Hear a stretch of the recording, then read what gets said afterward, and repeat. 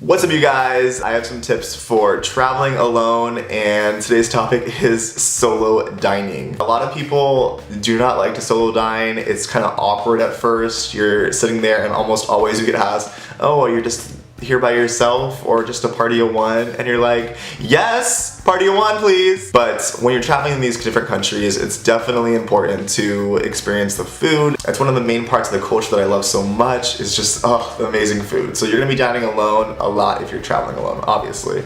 If you get some sort of anxiety or it's just too awkward for you to eat alone in some of these established restaurants, there are plenty of options. If you're in a hotel, you have room service, which is great, but just keep in mind that it costs a lot more than just walking down the stairs. When I'm in hotels traveling for work all the time, I usually order down for food and then just walk downstairs, and it saves me $6 just to pick it up. There are also apps like Uber Eats, Eat24, lots of other apps. I'm in different countries, and I think there's Uber Eats like almost everywhere now, at least in major cities. It's in major cities for sure. But I'm here to give you some tips on just actually going out and eating alone by yourself. So what I do is I prefer areas that aren't awkward. Like, I'm not gonna sit at a 4-person table that's totally exposed. Some restaurants you can avoid it, but it's just more uncomfortable that way. So I prefer either like a booth in the corner by yourself or go up and sit up at the bar or the counter, just because those are meant for solo eaters and it's just less uncomfortable, at least for me. It's not sit at a 4-person shared table. It's just a little bit awkward. When you're up at the bar or the counter, you can talk to the bartender, people next to you, maybe get a feel for what to do next on your solo traveling journey. So those are always great options when you're at the bar. And what I find is when I first started going out by myself, eating by myself, I would just rush really quick, scarf down my meal, and then leave in and out, which is great if you have stuff to do.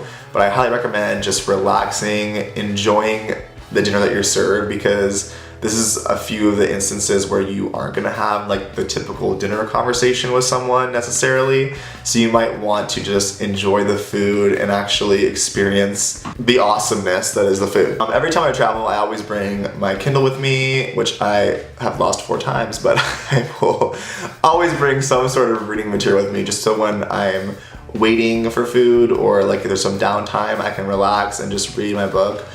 Or when I'm in airports, I find I just keep scouring through my YouTube and just seeing all the videos that I haven't caught up on. So it's always nice to have something to do while you're eating too, so it kind of makes the time go by faster and you get to enjoy the food, and it just creates less awkwardness of you listening to people around you with other people and you're there by yourself. So those are some quick, easy tips for dining alone, or what I do specifically, just to make it a better experience. I know it's just really awkward at first, especially when you're traveling a different country, because you may feel alone and really isolated. But just bring something with you, either a book, just movies, which might be expensive for LTE service, but I have a plan, so it's not that big of a deal. And even music, just listening to music with your headphones is just amazing. It's a totally different experience. So don't be afraid to go and eat by yourself. It's a lot of fun in different countries. No one's gonna bite, and have a good time. I'll see you guys next time.